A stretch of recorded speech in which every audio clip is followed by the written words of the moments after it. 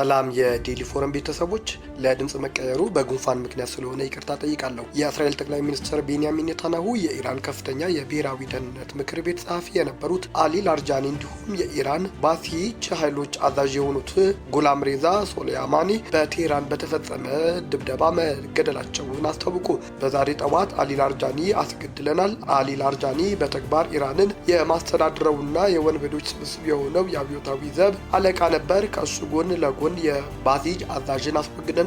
እነዚህ ደግሞ በቴህራንና በሌሎች የኢራን ከተሞች በህዝብ ላይ ሽብር ሲነዙ የነበሩ የወንበዴ ረዳቶች ናቸው ሲሉም ጠቅላይ ሚኒስትር ኔታንያሁ ከሰዋል። እኛ እዚያም እየሰራን ነው። በአየር ኃይል አውሮፕላኖችና ሰው አልባ ድሮኖች በመታገዝ የአየር ጥቃቶች ኢራን ላይ እያካሄድ ነው ሲሉም ኔታንያሁ ገልጸዋል። የኢራኑ የበላይ መሪ ሞጅታባ ኻሜኒ ከአሜሪካ ጋር የተኩስ አቁም ለማድረግ የቀረበላቸውን ጥያቄ ውድቅ ማድረጋቸው እየተሰማ ነው። የኢራኑ አዲሱ የበላይ መሪ አያቶላህ ሞጅታባ ኻሜኒም ከአሜሪካ ጋር ያለውን ውጥረት ለማርገብና የተኩስ አቁም ስምምነት ላይ ለመድረስ የቀረበላቸውን የሰላም ጥያቄ ውድቅ ማድረጋቸውን አንድ ከፍተኛ የኢራን ባለስልጣን መግለጻቸው ተሰማ። እንደ ባለስልጣኑ ገለጻ የሰላም ጥያቄው በተለያዩ አገናኝ ሀገራት በኩል የቀረበ ቢሆንም ሞጅታባ ኻሜኒ ግን አሁን ለሰላም ትክክለኛው ጊዜ አይደለም የሚል ጠንካራ አቋም እንዳላቸው ታይቷልም ብሏል። ሞጅታባ ኻሜኒ ወደ ስልጣን ከመጡ በኋላ ባካሄዱት የመጀመሪያ የውጭ ጉዳይ ፖሊሲ ስብሰባ ላይ ኢራን ከማንኛውም ድርድር በፊት አሜሪካና እስራኤልን መሸነፍና ካሳ መክፈል እንዳለባቸው ማሳየት አለብን ሲሉ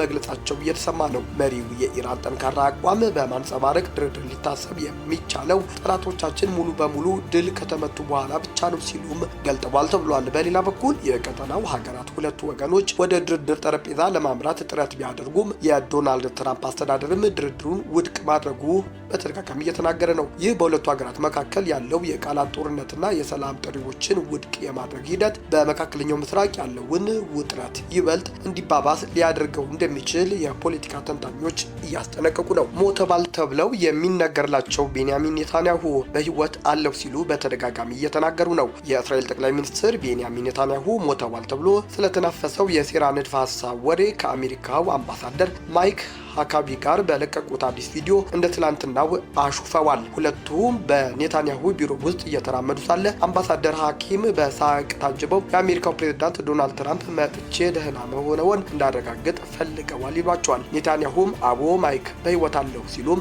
መልሰውላቸዋል። በቅርቡ የወጡ ቪዲዮዎች የጠቅላይ ሚኒስትሩ ጣቶች አብዝተው በማሳየታቸው በሰው ሰራሽ አስተውሎት የተቀነባበሩ ናቸው ተብሎ በማህበራዊ ሚዲያ ላይ የተሰራጨው ሀሰተኛ መረጃ ምላሽ የሰጡት ኔታንያሁ አንዳንዷ እጃችን ላይ ባለ 5 ጣቶቻችን እንጨብጣታለን ብለዋል። በመቀጠልም ኔታንያሁ እስራኤል ኢላማ ያደረገቻቸውን ከፍተኛ የኢራን መሪ ዝርዝር የያዘ ነው ያሉትን ካርድ አውጥተዋል። ትላንት ሌሊት የተገደሉት የኢራን ከፍተኛ ብሔራዊ የደህንነት ምክር ቤት ጸሐፊ አሊ ላርጃኒና የባሲጅ አዛዥ ጉላም ሬዛ ሶሌይማኒን በመጥቀስ ዛሬ ከካርድ ላይ 2 ሰዎችን ሰርዘናል ሲሉም በኢራን ባለስልጣናት ላይ ተሳልቀዋል። በመካከለኛው ምስራቅ አሜሪካና እስራኤል በኢራን ላይ የከፈቱት መጠነ ሰፊ ጦርነት ተከትሎ በዓለም የነዳጅ ገበያ ላይ በታሪክ ታይቶ የማይታወቅ የአቅርቦት መስተጓጎል እንደተፈጠረ እየተሰማ ነው። ይህ ቀውስ ተከትሎም ማክሰኞ ዕለት በአሜሪካ የናፍጣ ዲዝል ዋጋ ከ3 ዓመት በኋላ ለመጀመሪያ ጊዜ በአንድ ጋሎን $5 በላይ በማሻቀብ ሪከርድ ማስመዝገቡም ተገልጿል። አሜሪካና እስራኤል በኢራን ላይ ከባድ የአየር ጥቃት ከመክፈታቸው አንድ ቀን ቀደም ብሎ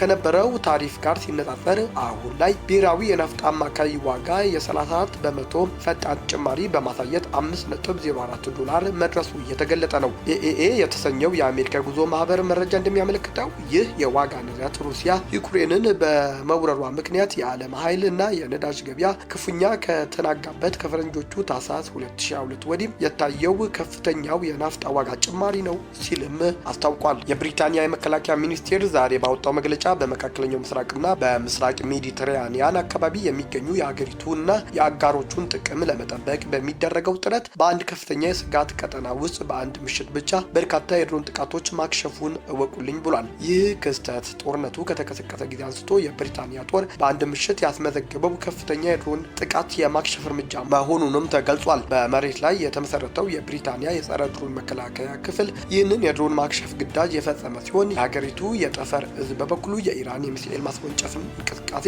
በቅርበት በመከታተል ለብሪታንያና ለአጋሮቿ ወሳኝ የመረጃ ድጋፍ መስጠቱን ይቀጥላልም ተብሏል።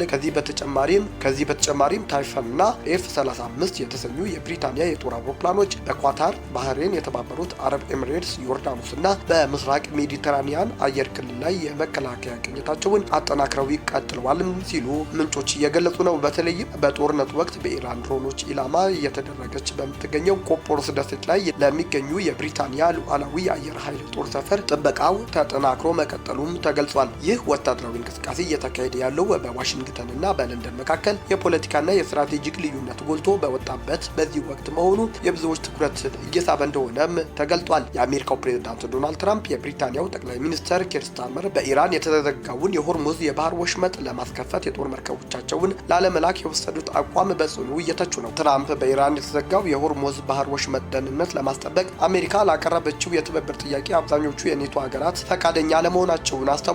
ይሁን እንጂ አሜሪካ የማንንም ሀገር ወታደራዊ እርዳታ እንደማትፈልግ በማሳወቅ በምዕራባውያን አጋሮቿ ላይ ጠንካራ ትችትን እየሰነዘረች ነው። ነገር ግን ትራምፕ በተደጋጋሚ ምዕራባውያን በተለይም የኔቶ አባል ሀገራት የጦር መርከቦቻቸውን ወደ ሆርሙዝ ወሽመጥ እንዲልኩ በተደጋጋሚ ቢጠይቁም አሻፈረኝ የሚል ምላሽ ከአውሮፓ ተሰጥቷቸዋል። ፕሬዝዳንት ትራምፕ ትሩዝ ሶሻል በተሰኘው የማህበራዊ ትስስር ገጻቸው ላይ ባሰፈሩት ጽሑፍ የኔቶ አጋሮች በአሸባሪው የኢራን ስርዓት ላይ በሚወሰደው ወታደራዊ ዘመቻ ውስጥ መሳተፍ እንደማይፈልጉ ለአሜሪካ ማሳወቃቸው ገልጸዋል። እንደ ትራምፕ ገለጻ አጋሮቹ ይህንን ውሳኔ ያሳለፉት ሁሉም ሀገር በሚባል ደረጃ አሜሪካ እየወሰደች ያለው እርምጃ አጥብቀው የሚደግፉና ኢራን በምንም አይነት ሁኔታ የኒውክሌር መሳሪያ ሊኖራት አይገባም ብለው የሚያምኑ ቢሆንም ጭምር እንደሆነ አንስተዋል። አክለውም አሜሪካ በየዓመቱ በ100 ቢሊዮን የሚቆጠር ዶላር እያወጣች የምትጠብቀውን ኔቶ እንደ አንድ አቅጣጫ መንገድ ስለሚቆጥሩት በአጋሮቻቸው ውሳኔ እንዳልተገረሙ ተናግረዋል። እኛ እንጠብቃቸዋለን፣ እነሱ ግን ለእኛ ምንም አያደርጉልንም ሲሉም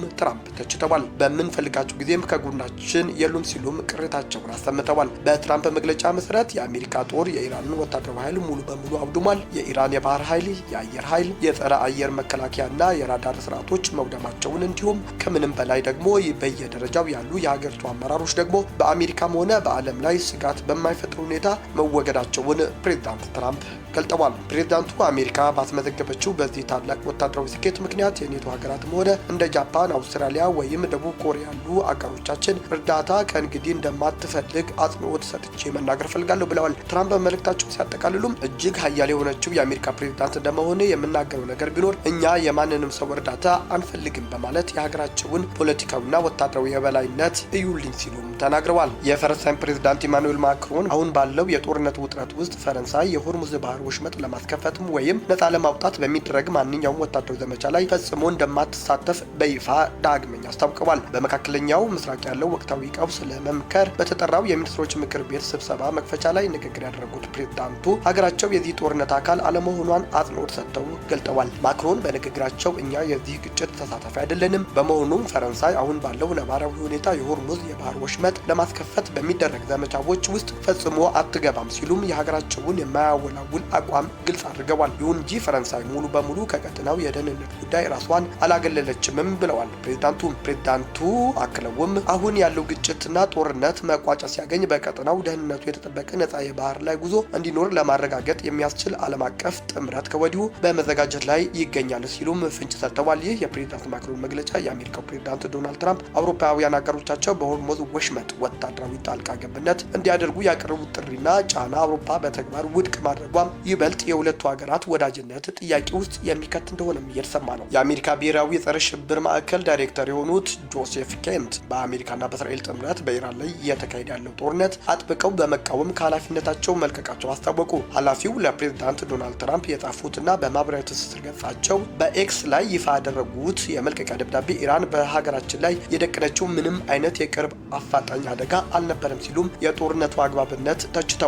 የትራምፕ አስተዳደር በከፍተኛ ኃላፊነት ከመቀላቀላቸው በፊት ከነጭ ዘረኝነት አቀንቃኞች ጋር ባላቸው ቅርበት ምክንያት ትችት ሲቀርብባቸው የነበሩት ጆሴፍ ኬንት አሁን እየተካሄደ ያለው የኢራን ጦርነት በህሊናቸው ተቀብለው መደገፍ እንደማይችሉ በደብዳቤያቸው አብራርተዋል። አክለውም ይህ ጦርነት የተጀመረው በእስራኤልና በአሜሪካ ውስጥ ባለው ጠንካራ የሎቢ ወይም የተጽዕኖ ተጽዕኖ ፈጣሪዎች ቡድን ግፊት መሆኑን ፍንጭ ሰጥተዋል። እንደ ኬንት ክስ ከሆነ አስተዳደሩ የመጀመሪያ ጊዜያት ከፍተኛ የእስራኤል ባለስልጣናትና ተጽዕኖ ፈጣሪ የአሜሪካ ሚዲያ አባላት ፕሬዝዳንቱ የሚያራምዱት አሜሪካ ትቅደም ፖሊሲ ሙሉ በሙሉ የሚያዳክምና ጦርነት ቀስቃሽ የሆነ የተሳሳተ የመረጃ ዘመቻ አካሂደዋል። ይህ የተቀናጀ የሐሰት ማስተጋቢያ ዘመቻ ፕሬዝዳንት ትራምፕ በማሳሳትና ኢራን በአሜሪካ ላይ አፋጣኝ አደጋ እንደደቀነችና አሁን እርምጃ ከተወሰደ ፈጣን ድል ማምጣት እንደሚቻል እንዲያምኑ አድርጓቸዋልም ብለዋል። ከስልጣን የለቀቁት ሚኒስትር ቤተሰቦቻችን የዴሊ ፎረም የሰዓቱ ዜናዎች ነበሩ። በሌላ ዜና እስከምንገናኝ አብራችሁን ቆዩ። ላይክ፣ ሼር፣ ሰብስክራይብ ማድረጋችሁን አትዘንጉ።